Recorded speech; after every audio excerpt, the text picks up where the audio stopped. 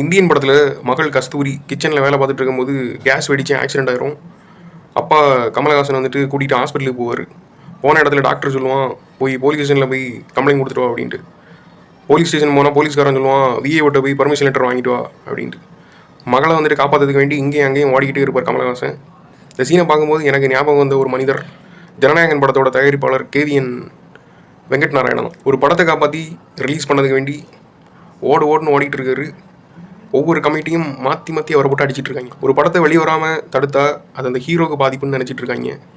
ஆனால் அது அந்த படத்தோட தயாரிப்பாளருக்கு தான் பாதிப்பு அப்படின்ட்டு இதை பார்த்தே தெரிஞ்சுக்கலாம். எனக்கு தெரிஞ்சு இப்போ அவர் சந்தானா மூட்டில் இருப்பார்.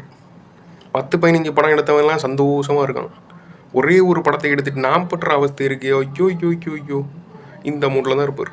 எனக்கு தெரிஞ்சு ஜனநாயகனை ரிலீஸ் பண்ண கையோட சொந்த ஊருக்கு புலம் பெயர்ந்து விடுவார்னு நினைக்கிறேன் கேவிஎன். ஏன்னா எடுத்த முதல் படத்துலேயே கிடைத்த அனுபவம் அப்படி. இதுக்கு மேலேயும் தமிழில் ஒரு படம் தயாரித்தார் அப்படின்னா இந்தியாவின் இரும்பு மனிதர் கேவிஎன் தான்.